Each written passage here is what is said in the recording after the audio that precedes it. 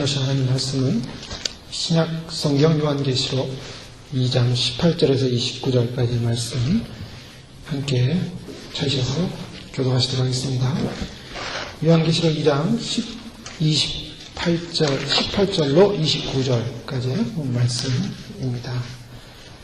계시록 말씀 2장 18절로 29절, 2장 마지막 절까지입니다. 자신들로 믿고 18절 말씀 오늘 공부하겠습니다. 두아디라 교회의 사자에게 편지하라. 그 눈이 불꽃 같고 그 발이 빛난 주석과 같은 하나님의 아들이 이르시되 내 사랑과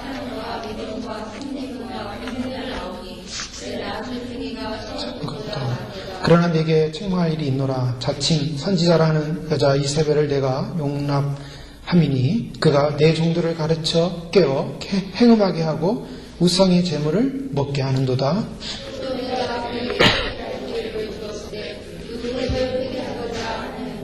볼지어다 내가 그를 침상에 던질 터이요 또 그와 더불어 가늠한 자들도 만일 그의 행위를 회개하지 않으면 그 환난 가운데에 던지고 또 내가 그의 자녀를 죽이니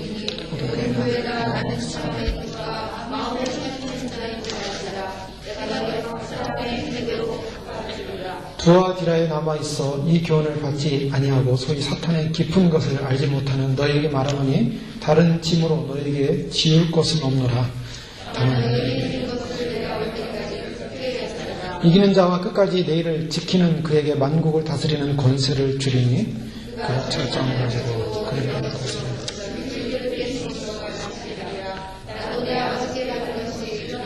내가 또 그에게 새벽별을 주리라. 귀 있는 자는 성령이 교회들에게 하시는 말씀을 들을지어다. 아멘. 주님이 원하시는 교회는 어떤 교회인가? 큰 교회, 위대한 소문난 교회, 또 세상에서 영향력을 주는 교회라고 볼 수 없고요. 주님이 원하시는 교회는 순결과 거룩함을 유지하는 교회다 라는 것이 성경의 말씀입니다. 오순절 이후에 이 하나님의 교회가 가장 강력한 힘을 나타냈던 것은 바로 복음으로 말미암는 거룩성이었습니다. 그 거룩성에 침해가 왔을 때 하나님의 성령은 강력하게 경고를 했죠. 그 대표적인 예가 아나니와 삽비라 부부가 죽은 사건을 통해서 성령이 교회의 거룩성을 강조하고 말씀을 주셨습니다.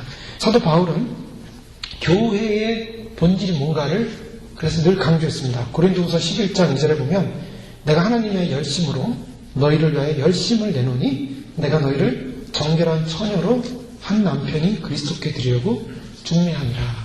사도 바울은 하나님의 교회를 정결한 처녀로 그리스도께 드리려고 중매하는 일을 한다. 그런 열심을 가지고 있다. 즉 교회가 정결한 신부로서 준비되기를 애쓰고 힘써서 그 중매 역할을 하고 있다라고 강조를 하고 있습니다. 또 에베소서 5장 27절 말씀에도 자기 앞에 영광스러운 교회로 세우사 티나 주름 잡힌 것이나 이런 것들이 없이 거룩하고 흠이 없게 하려 하시니라. 이 거룩하고 흠이 없게 하려 한다는 이 거룩과 흠이 없다라는 이곳은 바로 교회입니다. 즉 교회, 하나님이 바라시는 교회는 어떤 교회인가? 우리가 교회성을 좀 생각해 보면 교회는 큰 교회가 된다. 소문난 교회가 된다. 많은 프로그램을 가진 교회가 된다가 아닙니다. 교회는 가장 중요한 것이 순결해야 되고 거룩해야 된다. 라는 것이 하나님이 우리에게 원하시는 하나님의 교회의 모습입니다. 따라서 왜 순결하고 거룩해야 되냐? 바로 그것은 그리스도의 신부가 바로 교회이기 때문입니다. 세상으로부터 구별돼서 나온 사람들이 교회, 에클레시아라는 말이죠. 구별해서 나왔다라는 그런 개념인데 이 세상은 악의 도성이고 죄악의 도성입니다. 우리가 세상을 좋아하고 사랑할 이유가 없는 이유는 세상에 들어가면 세상이 좋은 것 같지만 세상은 우리로 하여금 영적으로 흐리게 하는 거예요. 세상은 우리로 하여금 영적으로 어둡게 합니다. 그래서 세상 음악을 좋아하거나 세상의 문화를 좋아하거나 세상을 좋아하면 우리 영은 점점 어두워지는 거예요. 어두워지고 뭐에 밝아집니까? 이 세상에 밝아져요. 하나님과 멀어진다는 것입니다. 자, 그래서 이 세상으로부터 분리되어진 하나님의 말씀만으로 정결케 된 교회 상, 그것이 주님이 원하시는 교회의 모습입니다. 그런데 소아시에 나오는 7 교회의 모습을 저희가 살펴보는 가운데 7 교회의 모습들이 영향력 있는 교회들이었고 힘 있는 교회들이었고 많은 일들을 하는 교회였고 행위가 있었고 노력도 있었지만 하나님으로부터 칭찬받지 못한 부분이 있었습니다. 그것은 바로 뭐냐면 교회의 거룩과 순결, 또 그 거룩과 순결은 하나님에 대한 정결한 사랑을 잃어버린 교회들이었다라는 것이 대표적인 내용들입니다. 우리가 지난주에 살펴봤던 버가모 교회의 모습은 바로 세속화된 교회의 모습의 전형적인 모형이었다고 그랬습니다. 발람의 교훈을 쫓는 자들이 있다. 이 발람의 교훈은 이건 바로 주의 종들, 선지자들이라고 할 수 있는 하나님의 사람들이 세상의 물질의 욕망에 빠져서 돈을 사랑해서 결국에는 하나님의 나라를 흐트러뜨리는 그런 일을 감당하고 있는 교회의 상징을 말하고 있습니다. 많은 사람들이 오늘날 물질주의에 살고 있고 그래서 이 물질이라는 것이 굉장히 힘을 발휘하게 됐습니다. 그래서 돈이 힘이다. 돈만 있으면 힘이 있다라고 사람들이 다 생각을 해요. 그래서 누가 파워를 갖냐? 그 세계적으로도 보면 돈 있는 나라가 파워를 갖고 있고 돈 있는 사람들이 파워를 갖습니다. 돈은 힘이기 때문에 돈이면 다 된다라고 생각을 해요. 그래서 사람들은 이 돈을 추구하게 되는 거예요. 돈은 사용하게 되어 있는데 돈을 추구하게 됩니다. 하나님은 돈을 우리에게 주셨을 때 그것을 하나님의 나라와 사역을 위해서 선하게 사용하라고 하셨는데 우리는 돈을 추구해요. 그 돈을 쌓고 쌓아도 돈을 추구하기 때문에 늘 가난하고 늘 없고 늘 배고파요. 근데 그 돈은 날마다 추구하는 거예요. 그러다 보니까 교회 내에서도 교회들도 돈 있는 교회들이 힘이 있습니다. 돈 있는 교회들이 많은 일을 해요. 왜냐? 다 돈이에요. 어떻게 보면. 어떤 한면으로 보면. 그러다 보니까 목회자들도 돈을 좋아하게 되더라는 거예요. 좋아하고 싶어서 좋아하는 게 아니라 돈이 없으면 아무것도 할 수 없으니까 돈을 생각 안 할 수밖에 없어요. 그러다 보니까 거기에 욕심이 생기게 되고 욕망이 생기게 되고 더 많은 것을 추구하고 싶게 되는 거예요. 많은 일을 하기 위해서는. 그래서 어떻게 됩니까? 돈에 대해서 긍정적으로 마음이 열리더라는 거예요. 돈에 대해서 긍정적으로 마음이 열리니까 세상에서 성도들이 무슨 행동을 하고 무슨 수단과 방법을 가리지 않고 돈을 벌어오면 그 사람이 힘 있는 사람이에요. 그 사람은 좋은 사람이에요. 그래서 돈에 대해서 잘못된 길에 들어선 것을 지적하지 못할 때가 많이 있다는 것입니다. 그것이 바로 타락된, 세속화된 교회의 모형이었다. 버가모교회는 바로 그랬습니다. 지도자가 돈에 대해서 돈을 사랑하니까 돈을 사랑하는 성도들을 뭐라고 말을 못하는 거예요. 그래서 그 돈만 있으면 다 된다고 생각하는 소위 말해서 이 타락된 발람과 같은 물질주의에 빠진 교회의 모습. 여기에 주님께서 칼을 들고 서 계신 거예요. 내려치겠다는 겁니다. 내려쳐서 죽이겠다라는 개념이에요. 내려치겠다는 것은 그것은 굉장히 무서운 심판의 메시지입니다. 또 더 나아가서 타락된 부분을 도려내겠다. 하나님의 검은, 그 말씀의 검은 심령과 골수를 찔러 쪼개서 우리의 영광과 마음을 분리시킬 수 있는 능력이 있어요. 우리의 마음을 쪼갤 수 있는 분은 바로 하나님의 말씀이에요. 그 하나님의 말씀이 들어와서 우리 안에 있는 잘못된 썩은 부분을 도려내겠다는 겁니다. 여기까지는 그래도 희망이 있어요. 그런데 오늘 이 두아디라 교회는요, 그보다 조금 더 진행이 됐습니다. 어떻게 진행됐냐면 오늘 두아디라 교회에 나타나신 예수님의 모습은 바로 사도 요한이 예수님을 처음 봤을 때의 모습으로 나타나셨어요. 18절의 말씀에 보니까 두아디라 교회의 사자에게 편지하라. 그 눈이 불꽃 같고 그 발이 빛난 주석과 같은 하나님의 아들이 되시되. 자, 하나님의 아들이 나타나셨는데 이 하나님의 아들의 눈은 불꽃 같고 그 발은 빛난 주석 같다. 자, 하나님의 아들의 눈이 불꽃 같다는 것은 그 교회의 내부의 마음과 생각과 모든 것을 다 관찰하고 계시다는 개념이요. 빛난 주석과 같은 발을 가졌다는 것은 이 주석과 같은 발은 무서운 발입니다. 칼은 도려내고 베어내는 정도지만 이 주석과 같은 발은 밟아버리면 그냥 다 부서지는 거예요. 다 부서지는 거예요. 사람들이 미꾸라지처럼 주님이 딱 잡으려면 싹 빠져나고 주님 잡으려면 싹 빠져나고 미꾸라지 신앙하는 사람들 있죠. 중요한 일에는 싹 빠져나가고 자기가 필요한 것만 이렇게 찾아먹으려고 하는 사람들. 미꾸라지 인생입니다. 미꾸라지 인생. 그런 인생을 발로 팍 밟겠다는 거예요. 그냥 그러면요 그 주석 같은 발 앞에 그냥 확 다 부서져요. 주님이요 오늘 주석 같은 발로 나타났었다는 것은 이 교회를 완전히 그냥 밟아버리겠다. 무섭지 않습니까? 주님이 지금 나타나시는 모습은 심판주 예수의 모습입니다. 하나님의 아들. 자, 우리가 요한계시록 지금 교회들을 살펴보는데 교회들을 살펴보는 이유가 무엇입니까? 이것은 분명히 처음에 언급하고 있어요. 장차 오실, 곧 오실 예수 그리스도가 오시기 때문에 그 교회들이 지금 어떤 상태인가를 보여주고 있는 겁니다. 장차 예수님께서 오실 그때의 교회들이 어떤 모습인가. 그래서 그 교회들이 자기의 모습을 진단을 받고 빨리 그 진단 앞에서 회개하라는 메시지예요. 그런 의미에서 아직 이 주석과 같은 발이 내려와서 교회를 밟지 않았어요, 아직. 그러나 밟기 직전에 있다는 겁니다.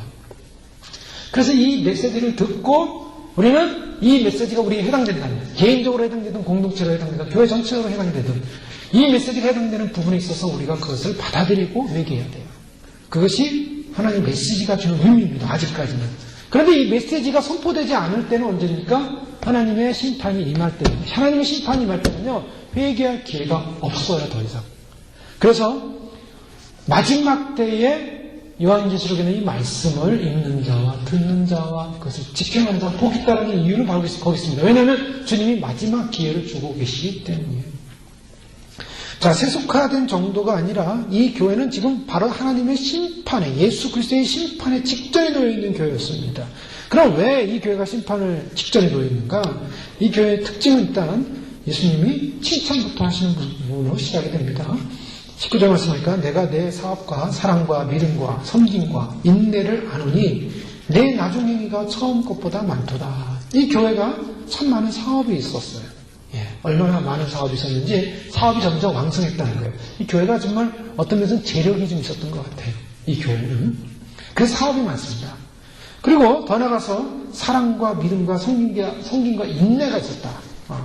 자, 이 내용을 보면은 이 교회는 굉장히 열심히 있는 교회예요. 일을 많이 하는 교회예요. 게다가 사랑까지 있었어요.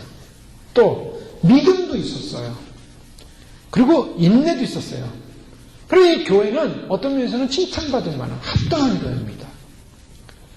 그리고 내 나중에가 처음 것보다 많도다라는 말은 칭찬이에요. 정말 열심히 하는 교회예요. 이 드와데르피는 열심히 있는 교회였습니다. 그런데 20절 말씀에 주님이 그 열심을 칭찬하고 인정하지만 그러나 문제점을 말씀하고 있는 거예요. 그러나 내게 책망할 일이 있노라. 자칭 선지자라는 여자 이세벨을 내가 용납함이니 그가 내 종들을 가르쳐 깨어 행음하게 하고 우상의 제물을 먹게 하는도다. 이 교회가 겉으로 보기에는 굉장히 많은 사업을 하고 있었고 믿음도 있었고 사랑도 있었고 인내도 있었던 교회였습니다. 그런데 내부로 깊이 들어가 보니까 본질적인 큰 문제가 있었어요. 그건 뭐냐면 이 교회가 썩어 있더라는 거예요. 겉으로 보기에는 아름답습니다. 예쁩니다. 그리고 먹음직도스럽고 참 이렇게 좋은 그런 과일 같은데 안으로 딱 잘라서 들어가 보니까 속이 썩어 있어요. 벌어지라고 물구라고 썩어 있어요. 그래서 예수님의 눈에는 이 변질된 교회를 지금 보고 계시다는 것입니다. 버가목 교회 같은 교회들은요, 세속화된 교회는 혼나게 되면, 예수님 어떤 메시지를 듣게 되면, 이제 정신을 차릴 수 있는 기회가 있어요. 우리가 그렇잖아요. 신앙생활 하면서도 세상에 어떨 때 막 빠져서 살 때가 있어요. 그 세상의 가치관에. 그냥 그렇게 살아야 된다고 생각하고 세상 가치관에 막 이렇게 혼란스러울 때가 있습니다. 그렇게 살면서 무슨 생각이 듭니까? 마음속에 이렇게 가면 안 되는데, 이렇게 살면 안 되는데 라는 뭔가의 그 양심의 소리를 들어요. 신앙의 양심의 소리. 세상을 즐기면서도 세상 것을 즐기면서도 더 이상 세상으로 가면 안 되는데 하는 양심의 소리가 있어요. 그럴 때 하나님이 칼을 들고 너 더 이상 가면 혼난다, 너 죽는다 라고 했을 때 정신이 들고 회개하면 돼요. 회개가 있었어요. 그런데 지금 이 교회는 어떤 상황이냐면 깊이 변질이 됐어요. 변질이 돼가지고 하나님께서 너 잘못했어 라고 할 때 어떤 상태가 되냐면 나 잘못한 거 없는데요 라고 반항하는 상태. 바로 이런 상태. 이런 상태는 이건 수술하기가 어렵습니다. 왜냐? 내가 의롭고 내가 잘났고 내가 하는 것이 맞습니다 라고 하나님께 변론하기 시작할 때 이때는 수술하기가 어려운 거예요. 오늘 이 두아디라 교회는 바로 그런 단계예요. 변질된 단계여서 하나님이 말씀하실 때 그 말씀을 듣고 빨리 반응을 해야 되는데, 빨리 돌아와야 되는데 하나님께 오히려 변론하는 거예요. 하나님께 반항하는 거예요. 자, 이거 굉장히 위험스러운 상태입니다. 오늘 좀 더 구체로 보면 예수님께서 하나님의 아들이라고 표현했어요. 하나님의 아들. 왜 하나님의 아들이라는 표현을 하셨을까? 당시에 이 두아디라 교회에 우상들이 숭배되고 있었는데 그 대표적인 우상이 태양신이었습니다. 태양신을 섬겼고 또 하나는 제우스의 아들 아폴로신을 섬겼어요. 우리 젊은 아이들이 뭐 그리스 로마 신화들 많이 있는데 그거 다 잘 읽으셔야 됩니다. 잘 읽어야 돼요. 그거 다 지어낸 우상에 관련된 내용들이죠. 인간들이 그걸 모르고 또 그게 재미있는 생각하면 안 돼요. 이 제우스의 아들 아폴로 신이 있었는데 아폴로 신을 섬겼어요. 그러니까 제우스의 아들 아폴로 신에 대한 대항으로 진정한 신의 아들, 진정한 하나님의 아들이 누구냐? 예수 그리스도다. 바로 그런 두아디라 교회에 만행되어졌던 아폴로 신에 대한 숭배에 대항해서 하나님의 아들, 제우스의 아들 아폴로가 아니라 진정한 이 땅의 신이신 하나님의 아들이 나타나셔서 말씀하신다라고 그렇게 말씀하는 의미로 지금 예수님이 등장하고 계십니다. 불꽃 같은 눈으로 주석 같은 발로 보는데요. 하나님의 백성들이 잘못했을 때 아모스 선지자는 곡식을 가득 실은 수레가 이스라엘을 누르는 것처럼 심판하겠다. 심판 중에 하나가 완전히 짓 누르는 거예요. 그래서 완전히 으스러뜨리는 것입니다. 하나님이 심판하실 때 그 심판의 정도가 얼마나 진노하셨으면 그냥 부서뜨리겠다. 부서뜨리겠다. 많은 행위와 칭찬을 받은 교회. 병원이 잘 됩니다. 병원이 잘 되니까 병원이 그 다음에 하는 일이 뭐냐면 호텔을 하나 짓고 옆에다가요. 그리고 헬스클럽도 만들고 대형 할인 매장도 만들었습니다. 그런데 그 본질은 병원이에요. 아무리 호텔을 짓고 헬스클럽을 만들고 할인 매장을 만들었어도 병원이 해야 될 일은 뭡니까? 환자들을 고쳐야 되는 거예요. 환자들을 잘 고치는 병원이 돼야 돼요. 아무리 시설이 좋으면 뭐합니까? 환자들을 못 고치면 그 병원은 의미가 없어요. 교회도 마찬가지예요. 오늘날 교회도 교회가 대형화되고 커질수록 뭐합니까? 제가 현대 교회들 이렇게 들어가서 보면은 참 우리 현대 교회는 할 수 없어요. 현대 교회는요 교회가 좀 대형화되면은 여러 가지를 해야 돼요. 여러 가지.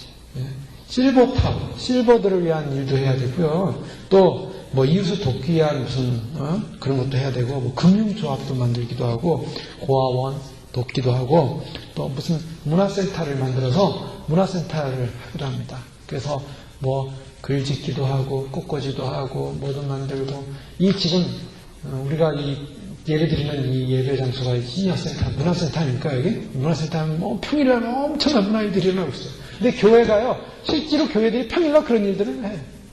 그래서 교회로 오십시오. 교회의 전문 강사들 우리 성도님들에게 전문 강사 일을 맡겨서 전문인들이 가르친다 이거. 교회가 많은 일을 합니다. 그 사람들이 교회에 뭐 가서 열심히 배웁니다. 또 교회 출석도 합니다. 그것이 이제 다 전도의 하나의 방법이다. 하나님의 문화를 펼치는 방법이다라는 차원에서 많이 활성화되는데 그거 가지고 사람들의 영혼이 변하는가? 그건 아니에요. 네? 교회가 대화돼서 많은 뭐 부수 건물과 부수 학교를 만들고 여러 가지를 한다 할지라도 실제로는 영혼이 살아나야 돼요. 영혼이. 하나님을 높이고 하나님을 예배하고 하나님께 기도하고 하나님을 만나는 그런 장소가 교회라는 거죠. 오늘 두아디라 교회는 많은 사업이 있었어요. 많은 일을 했어요. 아마 이 사업이 문화 사업을 했는지 모르겠어요. 자선 사업을 했는지 모르겠어요. 굉장한 사업을 했어요. 하여간. 사업은 너무나 열심히. 그런데 예수님의 눈에 딱 보니까 아무리 사업 많이 해도 속이 썩어 있더라는 거예요. 속이. 뭐에 썩어 있냐? 바로 이세벨이라는 한 자칭 선지자라는 연인에 의해서 타락되어 있다는 거예요. 그 속이 썩어 있다는 건 뭐냐면 우상숭배로 썩어 있다는 거예요. 하나님이 가장 싫어하는 것이 우상숭배. 우상숭배. 우상숭배로 썩어 있는데요. 이 여자 이세벨이라는 이 여자는 실제 이세벨이라는 이름을 가진 여자이 아닌가, 아니면 상징적인 의미인가? 아마 상징적인 의미로 해석을 해볼 필요가 있어요. 이 부분에 있어서는. 우리가 이세벨을 잘 알고 있죠. 아합 시대에 그 아합의 부인이었던 여인이었죠. 두로의 제사장, 이방 제사장의 딸이었는데, 이 이세벨이 유다 왕에게 결혼한 이유는 단 한 가지입니다. 이스라엘을, 유다 나라를 우상으로 멸망시키려고 결혼했어요. 그래서 이 여자의 사명은 그거예요. 자기가 이스라엘 나라의 왕비가 돼가지고 이 주의 하나님의 선지자들을 다 죽입니다. 죽여요. 핍박하고 죽이고, 그 다음에 뭐합니까? 바알 선지자 450명을 자기가 잘 보호해야 합니다. 그때 하나님의 선지자 엘리야가 등장한 거죠. 엘리야가 바로 이세벨이 키우는 바알 선지자 450명과 싸우지 않습니까? 하늘에서 불이 내려가지고 450명을 다 죽였어요. 죽였는데 사람들은 다 두려워합니다. 엘리야를 두려워하는데, 엘리야를 유일하게 안 무서워하는 사람이 있었어요. 누굽니까? 이세벨은 안 무서워했어요. 이세벨은요, 엘리야 선지자를 무서워하지 않고 내가 저 엘리야를 죽이겠다, 이렇게 나온 거예요. 자, 그러니 얼마나 하나님이 가장 무서워하는, 하나님이 가장 힘든 사람이 누구냐면 하나님을 안 무서워하는 사람이 제일 무서워하는 거예요. 하나님이 제일 무서워하는 사람. 하나님을 안 무서워하는 사람이 제일 무서워요. 하나님 무섭다 그래서 겁이 나서 무서운 게 아니고요. 대책이 안 섭니다. 대책. 이세벨과 같은 여인, 대책이 안 서요. 그래서 이 이세벨 같은 여인은요, 어떻게 합니까? 회개할 기회를 안 줍니다. 그냥 지옥으로 집어넣어요. 바로. 그러니까 하나님을 안 무서워하면은 결과는 하나님이 너무 마음 아프신 거예요. 어떻게 할 수가 없어요. 그 사람에 대해서는 어떻게 할 수가 없는 거예요. 그래서 그 사람은 그냥 할 수 없이 지옥으로 그냥 집어넣어요. 회개할 기회를 주죠. 이세벨은 언급하지 않습니다. 근데 문제는 뭐냐면 이 이세벨과 같은, 소위 말해서 하나님의 사람을 두려워하지 않는 이세벨이었어요. 오늘도 이 교회에 가만히 보니까 그가 내 종들을 가르쳐 꿰어. 자, 이세벨 여인이 얼마나 똑똑했냐면 소위 말해서 웬만한 신학을 한 목회자들을 능가하는 사람이에요. 철학에 능가했고, 지식에 능가했고, 신적인 그런 많은 지식을 갖고 있었어요. 이 여인은 아무래도 자칭 선지자다라는 걸 봐서는 굉장히 선지자적인 능력이 있는 여인이에요. 그래서 아마도 이 여인은 이세벨이라고 주님이 말씀하신 이유는 이방 신전에서 여사제로 있다가 기독교로 개종한 여인일 것이다 라고 보여주고 있습니다. 자, 여사제로 있다가 당시에 많은 우상을 섬기는 사람들이 기독교로 개종한 사람들이 있었는데 가만히 보니까 기독교가 괜찮거든요. 그러니까 여사제로 있었던 사람이 기독교로 개종을 하는데 그들은 겉으로만 개종한 거지 속은 안 개종됐어요. 교회 다니는 사람들 중에 절에 다니는 사람도 있어요. 그렇죠. 교회를 다니면서 또 아니면은 자기가 할 만큼 할 것, 세상 살 것 다 살면서 교회 다니는 사람도 있어요. 겉으로는 교회 다녀서 세례도 받고 또 이렇게 교회에서 예배도 드리고 또 직분도 받아요. 근데 밖에 나가서는 뭐예요? 세상 사람들과 똑같죠. 오히려 세상 사람보다 더 악하게 사는 사람도 있어요. 세상에서 사람들을 속이고 나쁜 짓 하고 그러면서 또 교회 와서는 또 신앙인인 척하고서 신앙생활하는 사람들이 많습니다. 이세벨 같은 사람들이죠. 완전히 거듭나지 않고 세상 것을 가지고 왔지만 교회 안에서는 싹 그걸 숨기고 있으면서 은근히 악영향을 주는 거예요. 사람들에게. 자, 이렇게 변질시키는 사람들. 이세벨은 바로 그런 여인이었어요. 당시에 이방의 사제였다고 하면은 이방 여사제들의 특징은 뭐냐면은 우상숭배와 음행입니다. 이 두 가지가 다 이 우상을 숭배하는 자들에게 일어나는 그런 행위들이었어요. 그래서 이 음행이라는 것은 육체적인 음행과 영적인 음행 두 가지로 성경을 해석을 합니다. 항상. 그래서 육체적인 음행은 이스라엘이 바알볼 사건 때 모함 여인들과 행음을 함으로 24,000명이 죽었잖아요. 그런 것처럼 그 자체가 행음이었고 더 나아가서 우상을 숭배하는 것 자체가 음행인 거예요. 그런데 이세벨이라는 이 여인은 그런 악한 사제로서 있던 여인이 은근히 두아디라 교회의 교인이 된 것처럼 들어와가지고 하나님으로부터 개종된 기독교인 것으로 행동을 했는데 그 말이나 지식이나 이 모든 것들이 현란하고 아주 논리적이면서 이 여인은 굉장히 매력적인 여인으로 여겨졌기 때문에 거기 있는 주의 종들, 내 종들, 여기서 내 종들이라고 하는 것은 주요 목회자라고 볼 수 있고요. 또 하나님의 사람들이라고 전체적으로도 볼 수가 있어요. 내 종들을 가르쳐 깨어 행음하겠다. 이게 무서운 사건이죠. 가르쳤다는 거예요. 자, 하나님의 말씀에 의해서 지배받고 하나님의 말씀을 배워야 되는 하나님의 종들이 누구의 가르침을 받았다 그랬습니까? 이세벨의 가르침을 받았다. 누구의 종이 됐어요? 사람의 종이 됐어요. 그것도 우상을 숭배하는 여사제의 종이 됐습니다. 자칭 선지자라는 여인에게 끼워줬어요. 왜 그랬을까요? 그 이유는 여러 가지가 있겠지만 그것은 인간 관계였을 것이다 라고 보고 있습니다. 왜냐? 이 두아디라 교회의 특징은요, 두아디라는 이곳은 별로 이렇게 알려지지 않았습니다. 사도행전에도 별로 이렇게 사도 바울에서 알려진 곳은 아니에요. 이 교회가. 단지 자주장사 루디아라는 여인이 두아디라 성 여인이었다라고만 알려지고 있습니다. 바로 이곳은 염색, 즉 자주장사였잖아요. 옷에 물감을 들이는 그런 염색 공장이 많았고, 또 이 지방은 그런 염색 일을 하는 많은 공장 사람들이 소위 조합을 이루어가지고 조합을 형성하는 곳이었다. 그것이 길드라는 조합을 형성해서 소위 교회들도, 교회 나오는 성도들도 전부 그런 조합과 관련된 사람들이었을 것이다 라고 보고 있습니다. 왜냐하면 거기 사람들이 다 조합에 연관되기 때문에 거기서 예수 믿는 사람이 교회에 나온다는 거죠. 근데 문제는 뭐냐면 이 이세벨이라는 여인의 위치는 아합의 부인이었는데, 그래서 굉장히 큰 왕권의 힘을 가지고 있는 왕비였습니다. 구약적으로는. 그러나 이 두아디라 성에서 이 교회 안에서의 이 이세벨의 모습은 그런 우상을 숭배하는 여인이었을 뿐만 아니라 파워를 가진 여인이라는 거예요. 파워. 그러니까 세상적으로 돈이 있는 여인이라는 거예요. 세상적으로 돈이 있고 힘이 있기 때문에 이 교회의 많은 일들을 뒤에서 감당하는 여인이에요. 소위 말해서 목회자를 딱 쥐고서 흔드는 여인인 거죠. 교회들마다 항상 문제는 뭡니까? 돈이 문제가 돼요, 항상.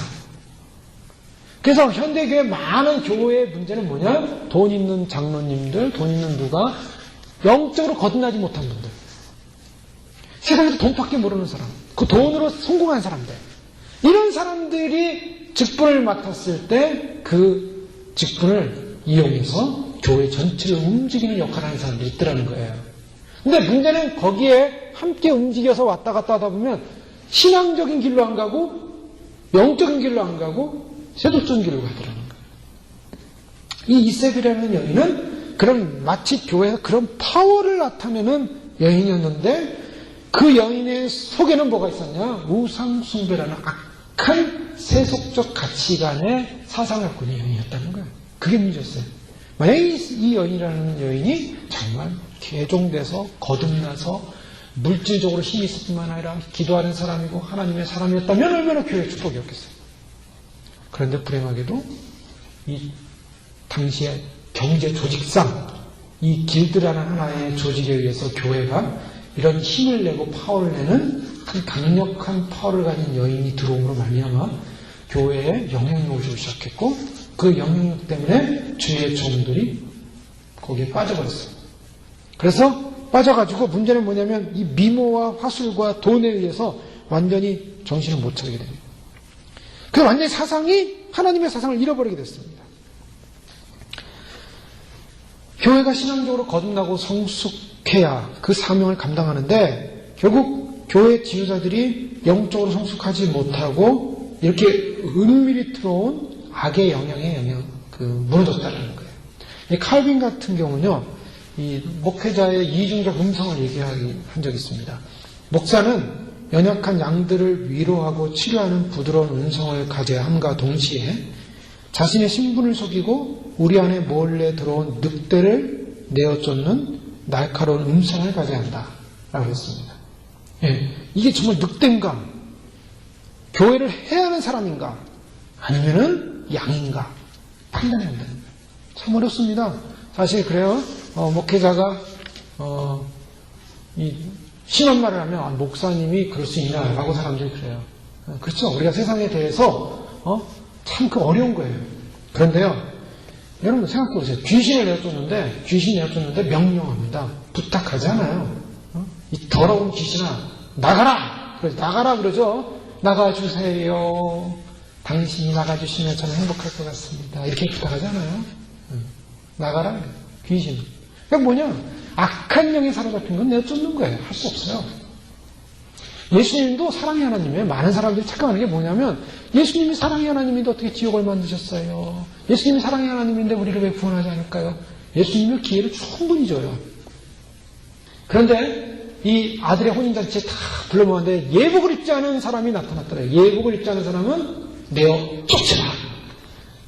문 밖에서 이를 갈미쓰리라. 예수님 분명히 말씀하세요. 예수님 말씀을 잘 보셔야 돼요. 예수님은 사랑의 하나님이고 용서의 하나님이고 그리고 우리를 위해 희생하신 하나님이에요. 그런데 그것을 이용해가지고 악한 자들이 예수님은 사랑의 하나님이니 나 같은 악도 받아주셔야지. 악 안 받아주십니다. 예수님은 사랑의 하나님이니 내가 죄를 져도 나를 천국에 인도하셔야지. 그러니까 죄를 짓고 마음대로 사는 거예요, 사람들이. 용서 안 하세요. 그 부분에 있어서. 사람들이 그래요. 예수님을 이용해 먹기 좋은 게 뭐냐면 예수님은 좋은 분 아니냐 이거예요. 그리고 자기가 살고 싶은 거 다 살아요. 세상 즐길 거 다 즐겨요.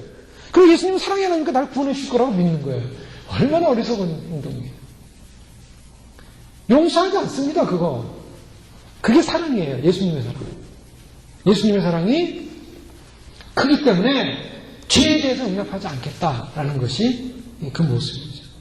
그런데 오늘 교회 안에 들어온 이와 같은 이세벨과 같은 여인을 용납해줬을 때 교회는 크게 무너질 수밖에 없습니다. 그럼 왜 이런 용납함이 생기는가? 이것은 쉽게 얘기하면 교육자들이, 주의 종들이 영적으로 깨어있지 못했기 때문이에요. 말씀으로 무장되어 있지 못했기 때문이에요. 그래서 말씀이 확실하면은 교회에 와서 가만히 보세요. 말씀이 확실하면요, 교회 와서 어영부영 신앙생활 하는 사람은 신앙생활 못해요. 괴로워서 못합니다. 적당히 대충 넘어가야 되는데 적당히 대충 안 넘어가면 사람이 미치는 거예요. 이 속에서 막 충돌이 납니다. 말씀대로 살려니 그건 나하고 안 맞고 세상적으로 적당히 살면서 적당히 가야 되는데 신앙생활 적당히 해야 되는데 적당히 하면 안 된다고 하니 속에서 막 불이 나는 거예요. 불이 나는. 그러니까 어떻게 해요? 거기서 꺾어져서 순종하든지 아니면 튕겨나가든지 둘 중에 하나입니다. 그러니까 분명해요. 하나님 말씀이 있으면요 반응은 분명해요. 순종하든지 나가든지. 네. 뭐 적당하면요. 그래서 대형교회가 좋은 게 뭔지 대형교회 좋은 게 뭐냐면 적당히 신앙생활해도 누가 뭐라는 사람 없거든요. 그냥 거기 묻혀가지고 적당히 신앙생활하면 그냥 교인인 줄 알아요. 사람들이. 이게 좋아요. 그런데 저희 같이 가족 같은 교회는요. 확실하게 믿음 생활하는 분들만이 신앙생활 할 수 있어요. 확실하게. 여기는 적당히 해가지고는 다 보이더라고요, 눈에. 눈에 다 보여요. 적당하면 다 보여요. 그 자기가 못 견뎌요. 못 견뎌요. 적당한 사람은 못 견뎌요.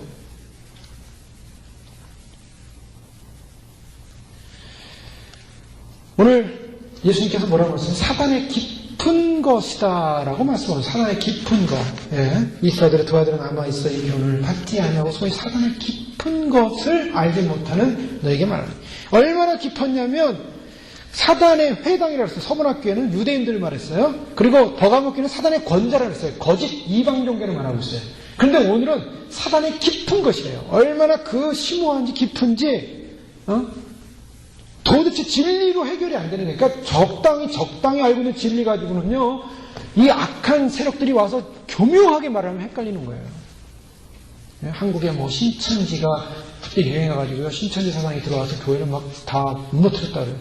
근데 그 신천지가 뭘 가지고 교회를 무너뜨린지 아세요? 요한계시록입니다. 요한계시록을 가지고 들어와요. 그래서 거기서 요한계시록에 나오는 모든 말씀들을 가지고 비유를 들어 설명을 해요. 그러니 요한계시록을 모르는 성도들이 모르는 거예요. 이게 뭔 말인지. 그러니까 그게 맞나 보다 하고 쫓아가다가 신천지에 다 빠져버렸어요. 그래서 한국교회에 각성이 좀 일어났어요. 신천지가 요한계시록까지 들어오니까 요한계시록을 목회자들이 설교를 하니까 너무 성도님들이 모른다는 거예요. 예전엔 그랬어요. 칼빈 같은 시대에는 요한계시록 어려웠어요. 그래서 칼빈이 요한계시록 주석을 쓰지 못했어요. 그러나 오늘날 시대는 요한계시록 거의 지금 드러나고 있습니다. 드러나고 있어요. 눈앞에. 그래서 요즘처럼 요한계시록이 이렇게 확실하게 드러나는 시대가 없기 때문에 요한계시록 우리가 읽어야 되고 봐야 됩니다. 준비해야 돼요. 사도 바울은요, 이미 천국에 가서 삼층천을 딱 보고 내려왔어요. 그래서 사도 바울이 서신서를 쓸 때 가만히 보면요, 여러분 요한계시록을 읽고 나서 사도 바울이 쓴 서신서를 한번 보세요. 그러면 사도 바울이 지금 무슨 메시지를 전하고 있는지 알게 돼요. 사도 바울이 영계를 얘기하고 있는 거예요, 영계. 사도 바울이 성령에 하면서 얘기해요. 사랑과 일합과 화평과 오래 참과 자비와 양성과 충성과 온유와 절제니 라고 얘기하고 있어요. 근데 그게 왜 사도 바울이 그런 성령의 열매를 얘기하냐? 성경에서 쓱 보니까 영계를 보니까 영계 안에 그게 다 있더라는 거예요. 영계 안에. 영계 하니까 사랑, 희락, 화평, 오래 참, 자비, 양성, 충성, 온유의 절제의 열매들, 그런 방들, 그런 세계들, 그런 성품을 가진 사람들, 그걸 딱 보고 오니까 우리가 영적으로 준비해야 되는데 성령의 열매를 맺혀야 된다. 그게 사도 바울이 그냥 쓴 게 아니라 가서 보고 와서 쓴 거예요. 보고 와서. 하나님을 예배하고 경배하는 모든 상황들을 보고 와서 쓸 때, 아, 내가 이 천국에 있는 것이 훨씬 난데 이 지상에 있는 건 너무 힘든데 너희를 위해 내가 남아있다. 사도 바울이 그러면서 그 성도들을 권면하면서 영계를 얘기하고 있어요. 우리가 요한계시록을 보게 되면, 요한계시록을 알게 되면 하나님의 앞으로 미래에 어떠한 삶을 우리에게 예비하시는 영적인 세계를 안다는 거예요. 그래서 복이 있다는 거예요. 여러분 세상 그냥 그 영계를 모르면요, 우리는 세상에 자꾸 관심을 갖게 돼요. 세상에서의 축복, 세상에서의 영광, 세상에서의 세상에서 다 세상이에요.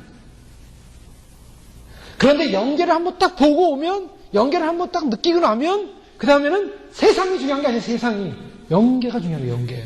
왜냐, 영계가 우리가 가야 할 실체거든요. 여기는 그림자예요. 여기는 그림자예요.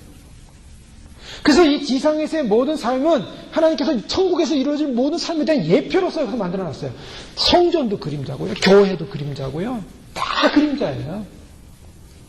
그런데 우리는 이 그림자 속에서 영계를 경험하는 거예요. 성령의 은혜를 경험하고 성령의 음성을 경험하고 성령의 열매를 경험하고, 근데 그것이 영계에서 실체로 나타나는 거예요.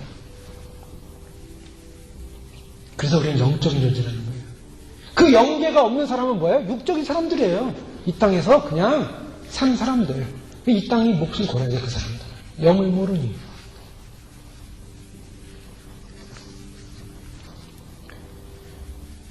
사단의 아주 깊은 것이 들어오니까 알지 못하더라고요. 그냥 넘어가는 겁니다. 그러면서 예수님이 뭐라고 하시냐면, 그 가운데는 이런 사단의 깊은 것을 알지 못하는 너에게 말하라. 알지 못한다. 아예 관심을 안 뒀던 사람들이 있었어요. 그런 사람에게는 다른 짐으로 너에게 지을 것이 없나. 이 다른 짐으로 지을 것이 없다라고 하신 이유는 뭐냐면, 그들이 이 소위 말해서 길드라는 그런 경제적인 조합 가운데서 영향력을 안 받고 그런 권위 있는 영향력 있는 자에 의해서 끌려다니지 않으니까 물질적인 어려움이 생기더라는 거예요. 초대교회 사람들에게 물질적인 어려움이 그래서 믿음을 지킬 때 생겼어요. 여러분, 우리가 그건 오늘날도 마찬가지일 수 있습니다. 경제적인 손실이 일어날 수 있죠. 내가 믿음으로 주의를 섬겨야 되고, 내가 믿음으로 바르게 정직하게 살아야 되고, 하다 보면은 남들보다 물질적으로 이익을 많이 못 볼 수도 있어요. 그러나 하나님은 그거 다 아세요. 짐을 지우지 않겠다. 그러면서 뭐라고 말씀하십니까? 다만 너에게 있는 것을 내가 올 때까지 굳게 잡으라. 굳게 잡으라. 잡으라 그래요. 잡으라. 내가 올 때까지는 예수님의 재림을 말씀하고 있어요. 예수님이 다시 오시는데 보통 에코마이라는 용어를 쓰고 있어요. 내가 지금 오고 있다라는 말씀인데, 여기는 다른 용어로 좀 강한 용어로 쓰고 있어요. 해조라는 말을 쓰고 있는데 강한 용어로 쓰고 있어요. 예수님께서 다시 올 때까지 굳게 잡으라. 하나님의 말씀을 지키는 일은요, 세상 사람들이 볼 때 크게 매력적이지 않을 수도 있어요. 그래서 사람들, 세상에 익숙해 있는 사람들이 볼 때는 미련하게 보이고 현대적이지 못할 수도 있어요. 복음을 굳게 지키는 것이 어리석어 보일 수도 있어요. 그러나 우리에게 상 주시는 분은 누구십니까? 우리에게 상 주시는 분은 하나님밖에 없어요. 예수님밖에 없어요. 우리가 평가받아야 될 분은 세상이 아니에요. 세상이 우리를 평가해서 우리를 좋게 평가하지 않으면 소용이 없어요. 세상에서 상 받아봤자 소용없어요. 예수님이 우리를 어떻게 평가하느냐는 거죠. 그러면 예수님의 평가에서 좋은 점수를 맞기 위해서는 예수님이 말씀하신 말씀대로 살았느냐는 거예요. 거기에 우리가 관심을 가져야 되는 거죠. 그래서 예수님은 말씀하세요. 말라기 3장 16절에 17절에 보면, 그때 여호와를 경외하는 자들이 피차에 말하매 여호와께서 그것을 분명히 들으시고 여호와를 경외하는 자와 그 이름을 존중히 여기는 자를 위하여 여호와 앞에는 기념책에 기록하셨느니라. 만군의 여호와가 이르노라. 나는 내가 정한 날에 그들을 나의 특별한 소유로 삼을 것이요 또 사람이 자기를 섬기는 아들을 아낀 같이 내가 그들을 아끼겠다. 기념책의 기록, 여호와 앞에 있는 기념책, 하나님이 기록하겠다는 거예요. 하나님이 하나님 말씀대로 사는 하나님의 사람들을 다 기록하고 있어요, 지금. 그래서 영계에 갔다 온 분들의 말에 의하면 하나님 앞에 우리의 행위록이 있는데, 기념책이 있는데, 그 사람이 앞에 딱 쓰면 기념책이 말을 하는 거예요. 말을 해서 이 사람이 어떤 무슨 행위를 했다라는 거 알려준다는 거죠. 여기 성경에 분명히 나와 있어요. 여호와 앞에 있는 기념책에 기록하리라. 천국에 가면 알겠죠. 분명히 기념책에 기록되어 있다는 거예요. 하나님이 우리를 특별한 손으로 삼을 것이다. 어떤 사람에게요? 하나님의 말씀을 지키는 사람에게. 내가 올 때까지 굳게 잡는 사람에게. 그래서 약속하시기를 이기는 자와 끝까지 내 일을 지키는 그에게 만국을 다스리는 권세를 주리니, 그 만국을 다스리는 권세는 그가 철장을 가지고 그들을 다스려 질그릇 깨뜨린 것 같이 하리라. 나도 내 아버지께 받은 것이 그러하니라. 내가 또 그에게 새벽별을 주리라. 오늘 주님께서 말씀하시는 것은 우리로 하여금 영적으로 믿음 안에서 정말 깨어있는 삶, 주님이 오실 때까지 우리가 세상에 세속화되지 않고 세상의 여러 가지 그런 혼란스러운 사상에 우리가 넘어가지 않고 믿음을 끝까지 지키는 그 믿음을 가져야 된다. 그렇지 않은 사람은, 그래서 행위에 있어서 회개치 않는 사람은, 중요한 건 뭐예요? 예? 중요한 것은 21절에 보니까 내가 또 그에게 회개할 기회를 주었을 때 자기의 음행을 회개하고자 아니하였다. 문제는 뭐냐면 깊이 죄악 가운데 빠져서 변질된 사람은요, 회개하지 않더라는 거예요. 그래서 회개하지 않는 사람은 어떻게 하겠습니까? 침상에 던진다. 이 침상에 던진다는 말은요, 이 병을 주겠다는 병. 이 의미는, 헬라어적 의미는 질병을 줘서 죽이겠다는 겁니다.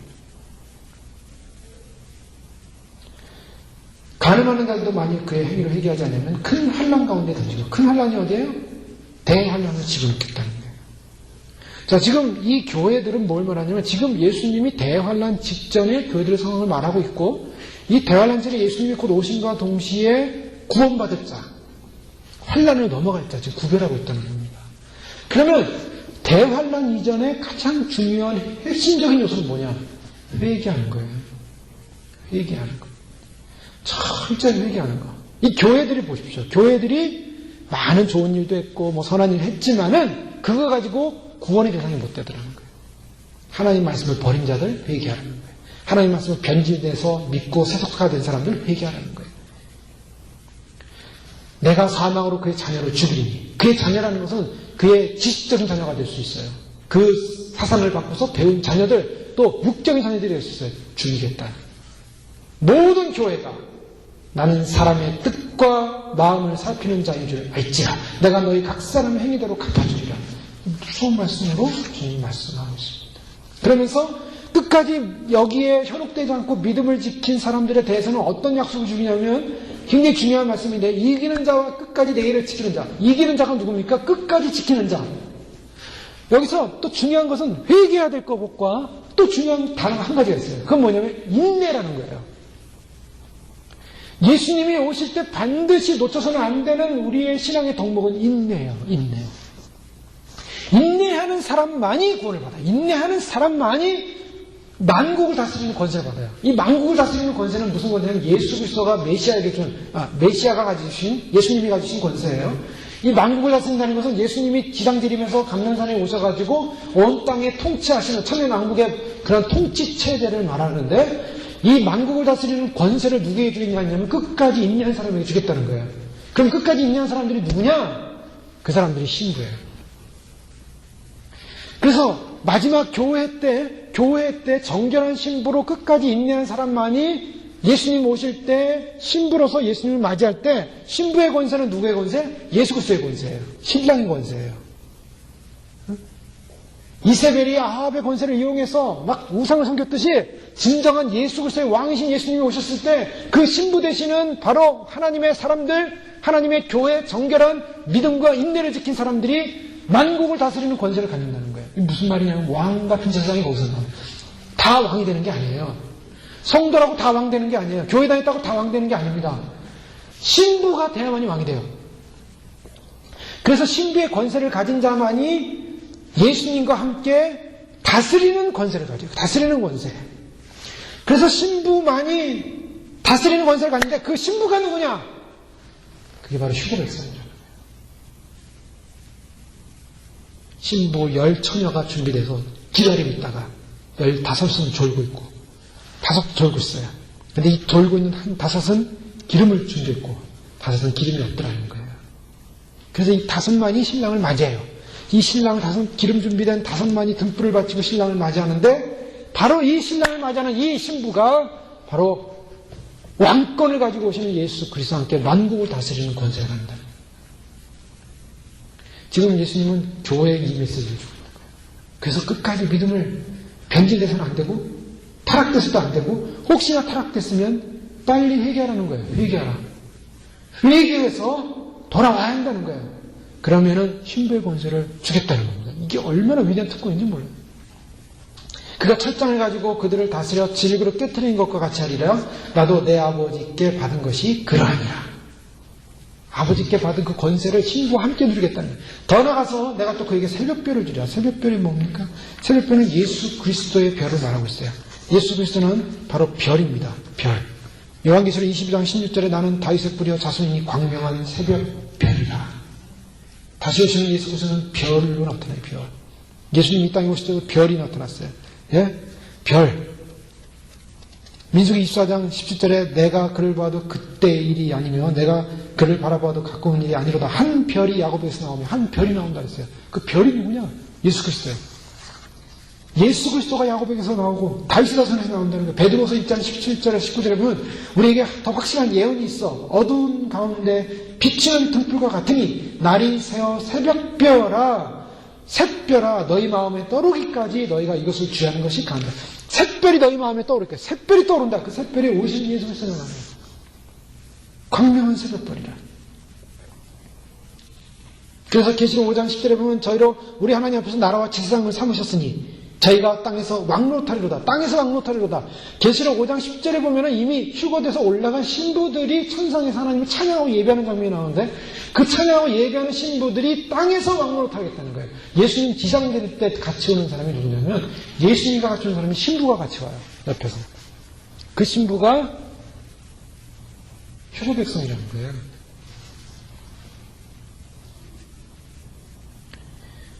주님은 이 마지막 때 예수님이 오실 때 교회들의 상황을 설명하시면서 끝까지 믿음으로 인내하고 회개하고 인내한 그 사람들에게 하나님 이런 특권을 주셨다고 했어요. 내가 새벽별을 그들에게 주죠. 심판 들어오시는 예수님 얼마나 무섭습니까? 그러나 그 심판 들어오시는 예수님 앞에 우리가 철저하게 우리의 죄를 회개하고 하나님의 도우심을 구한다면 주님께서 우리에게 만국을 다스리는 위대한 특권만이 아니라 또 영적인 축복만이 아니라 정말 하나님의 그 놀라운 새벽별의 은혜, 새벽별 은총을 허락하시게 될 것입니다. 믿음으로 우리가 이 땅을 살면서 우리가 세상 바라보지 않고 세상의 것 의지하지 않고 하나님의 것, 하나님의 나라, 하나님의 것을 소망하는 그런 백성이 되어야만 할 줄로 믿습니다. 그래서 주님 오실 때 우리가 다 주님 앞에 굳건당하지 않고 하나님이 예배하시는 이런 메시지가 있어요. 너희는 세상 짐을 지지 마라. 세상의 것으로 내 사랑하는 자들의 몸과 마음과 영혼이 곰핍하여지며 공고해진 것을 원하지 아니하노니 다만 그대들의 눈을 들어 하늘의 주와 하늘의 길을 보고 하늘의 일을 생각하기 바란다. 이 땅에서의 날들은 잠시 잠깐이라. 이 땅에서의 시간은 순간이라. 눈 감았다가 뜨면 쉬 사라져 버릴 것들이며 없어져 버릴 것들이라. 오직 너희 영을 깨워 하늘의 주를 향하며 온전히 바라보아라. 온전히 기뻐하여라. 나와 함께 즐거워하며 춤추자꾸나. 내 손을 잡고 달려가자꾸나. 어디든 가지 못하는 것이 없을 것이라. 무엇이든 행치 못하는 것이 없을 것이라. 내 빛을 멈추지 않고 그치지 않고 전할 수 있을 것이라. 두려워하지 말고 나를 따라오기 바란다. 무서워하지 말고 나를 기뻐하기 바란다. 하늘 순전자들을 통해 내 일을 이룰 것이니 성결자들을 통하여 내 날을 마무리할 것이니 마지막 순례자들아 그대들은 온전히 기뻐하고 또 즐거워하여라. 빛의 마감자들이 되어야 할 것이라. 세상의 어떤 통치자도 온전하지 못하고 곧지 못하고 완전하지 못함이나 주는 완전하시고 거룩하시고 온전하시도다. 너희에게 생명의 길을 알려주시는 주를 진실로 기뻐하고 감사하여라. 기쁨을 주시는 이를 경배하여라. 마지막 빛의 대역자들을 통하여 은혜의 길을 지혜의 길을 알려주심을 진정으로 감사하여라. 너희 두 손을 내가 씻기고 내 발을 씻길 것이라. 그 발을 씻길 것이라. 내 믿음자들을 통하여 의의 날을 완성할 것이라. 나를 믿고 따라오기 바란다. 전심으로 즐거워하며 감사하며 청종하기 바란다. 흔들리지 않는 굳건한 심지된 자들, 요동치 않는 의의 행함 자들을 통하여 내 날을 완성하리라. 마무리하리라. 내 손을 잡으라. 용기를 내어라. 영원한 의의 반석이신 주를 너희가 전심으로 경외하고 기뻐하기 바란다. 세상의 정욕과 그릇된 것들에 물들지 않는 순전한 자들을 통하여 하늘빛을 전할 것이니 보석과 같은 내 사랑자들아 너희는 너희 마음을 지키고 순전함을 지키기 바란다. 세상의 어떤 것도 마음속에 담아 너희를 더럽히거나 어지럽히는 일이 없기 바란다. 할렐루야 할렐루야 아멘. 근래 어떤 분이 주님으로부터 받은 메시지입니다. 주님이 이 땅에 오실 시간이 가까웁니다. 끝까지 우리가 인내하고 믿음으로 순결하여 잠시 잠깐 이 땅에 있는 것 그것을 바라보다가 영원한 하나님 놓치지 않으시고 주님 나라, 주님의 영광 그래서 주님의 신부되어 주님과 함께 그 위대한 권세를 누리는 저 여러분 되시길 주님으로 축원합니다. 기도하겠습니다. 이 시간 기도할 때 하나님 그렇습니다. 하나님이 우리에게 주시는 말씀들 이 말씀은 진리입니다. 계시록 말씀을 통하여 오늘 이 시대에 우리에게 주시는 말씀들 놓치지 않게 하시고 끝까지 우리가 믿음을 지켜서 인내하여서 주님 앞에 설 수 있도록 축복하옵소서. 우리 안에 행여나 세상 속에 소속하되었던 죄악들이 있었다면 주님 용서해 주시고 잠시 잠깐 우리 세상 바라보며 하나님의 영광스러운 나를 바라보지 못하는 어리석은 일에 빠지지 않도록 하나님 저를 이끌어 주옵소서. 함께 나같이 기도하겠습니다. 주여 참으로 주님 오늘 이 시간 저에게 말씀하시는 하나님의 음성을 듣게 하시고 끝까지 믿음을 지키고 끝까지 하나님 참으로 빛의 거룩한 인생들이 되어 하나님의 나라, 하나님의 의, 하나님의 생명을 구하는 자들이 될 수 있도록 도와주시옵소서. 아버지 하나님 참으로 주님이 이 땅 가운데 다시 오신다는 소식이 우리에게 이미 전해지고 왔고 이미 그 모든 때이 다 끝났고 아버지 하나님 이제는 주님께서 마지막 나팔을 부르시고 아버지 하나님 주의 백성들을 부르시는 날만이 우리에게 남아있음을 알게 하시니 감사합니다. 주여 우리가 참으로 주님 이 땅에서 살면서 세상 헛된 것 바라보지 않게 하시고 헛된 영광을 쫓아가지 않게 하시고 하나님 주님만을 바라보면서 주님께서 주의 영광스러운 미래를 소망하면서 믿음 안에 말씀 안에 진리 안에 생명 안에 예수 그리스도를 완전히 의지하는 믿음으로 승리할 수 있도록 축복하여 주옵소서. 우리 원하시는 하나님의 놀라운 은혜가 아버지 하나님 우리 가운데 임하게 하시고 아버지 하나님 참으로 주님 참으로 우리 안에 모든 죄악들이 아버지 하나님 주 앞에 다 고백되어지게 하시고 아버지 하나님 주 안에 행했던 모든 아버지 죄의 요소들이 다 씻어지고 정결하게 하소서. 하나님 주님 앞에서 하나님 우리가 감히 설 수 없는 존재들이었지만 예수 그리스도의 보혈의 은혜로 주님의 은혜로 다시 한번 주님을 맞이함으로 하나님을 예배하게 하시고 하나님을 찬송하게 하시고 아버지 하나님 주님을 높여드릴 수 있도록 아버지 하나님 높여주시옵소서. 주여 축복하여 주옵소서. 아버지 우리 심령을 깨워주시옵소서. 거룩한 빛의 자들아 빛의 생명자들아 우리 향해 일어나라고 하시고 깨어나라고 하시는 주님 아버지 저희가 참으로 잠자지 않게 하시고 잠들지 않게 하시고 우리의 심령이 생명이 깨어져서 하나님을 바라보는 믿음으로 아버지 하나님 거룩한 다시 오시는 예수 그리스도의 편을 우리가 보게 하시고 우리의 심령에 떠오르는 그 새벽별 예수 그리스도의 담을 그 별을 보며 어둠을 밝히시는 하나님의 영광을 볼 수 있도록 축복하여 주시옵소서. 할렐루야 할렐루야 할렐루야. 하나님 우리에게 생명의 길을 알려주셔서 감사합니다. 어둠의 길, 죽음의 길, 사망의 길이 아니라 주님 다시 오실 때 영원히 사는 길을 알려주셔서 감사합니다. 이제 주님 오시는 소식이 우리에게 다가오고 있습니다. 아버지 하나님 세상은 조용하고 세상은 그것에 관심 없지만 그러나 하나님 우리의 평가는 세상이 아니라 하나님 말씀의 평가이오니 주의 말씀 부여잡고 반드시 저희가 그 약속 말씀대로 승리하는 백성들 될 수 있도록 축복하여 주시옵소서. 주님 오시는 날 한 번도 이 자리에 남지 않게 하시고 다 공중에서 주의 영광 주님 맞이할 수 있는 거룩한 주의 신부들 될 수 있도록 축복하여 주시옵소서. 예수님의 이름으로 감사하며 기도 올려옵나이다. 아멘.